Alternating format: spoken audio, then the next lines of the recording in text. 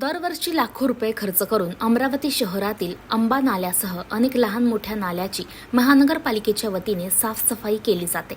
मात्र यावर्षी मे महिना सुरू झाला असतानाही आणि पावसाळ्याला अवघे काही दिवस शिल्लक असतानाही महानगरपालिकेने शहरातील नाल्यांची साफसफाई सुरू केलेली नाहीये. त्यामुळे पावसाळ्यात नाल्यातील पाणी रस्त्यावर येऊन नागरिकांच्या घरात, दुकानात शिरण्याची शक्यता आहे. नाल्याशेजारी राहणाऱ्या लोकांच्या जीवाला देखील धोका निर्माण होऊ शकतो. या संदर्भात नागरिकांनी महानगरपालिका आयुक्त यांच्याकडे नाले सफाई संदर्भात वारंवार मागणी केली.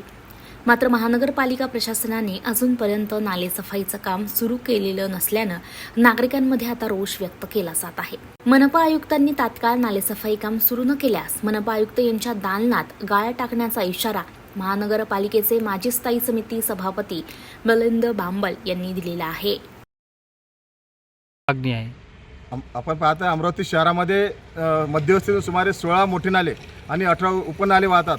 या नाल्यांमुळे पावसाळ्यामध्ये जे नाल्याकडील लोक राहतात त्यांना अक्षरशः जीव मुठीत घेऊन राहावं लागते.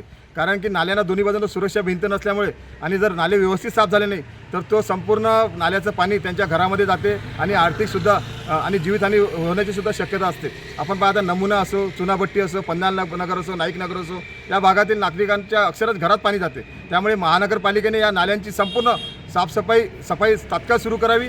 तसंच जो गाळ काढला आहे तो गाळसुद्धा व्यवस्थित उचलला गेला पाहिजे. नाहीतर काय होते, गाळ तिथं राहिले तर पुन्हा तो नाल्याचं पाणी त्या गाळामुळे पुन्हा जसं तसंच होते. त्यामुळे साफसफाई आवश्यक आहे. आणि येणाऱ्या काळामध्ये संपूर्ण अमरावती शहरामध्ये काही नाल्यांना सुरक्षा भिंती झाल्या आहे तर काही संपूर्ण नाल्यांना दोन्ही बाजूने सुरक्षा भिंती बांधाव्या. यासाठी मी 5-6 वर्षाचा प्रयत्न करत आहे. 3 कोटी 80 लक्ष रुपयाचा DPR सुद्धा तयार केला होता. तो पुण्याच्या कंपनीने तयार केला होता. तो शासनाकडे पाठवला आहे. महानगरपालिकेने सुद्धा या संपूर्ण नाल्यांना सुरक्षा भिंती व्हाव्या, त्याचप्रमाणे साफसफाई सुद्धा व्यवस्थित यासाठी पाठपुरावा करावा. अन्यथा जनतेला घेऊन आंदोलन करण्याशिवाय पर्याय राहणार.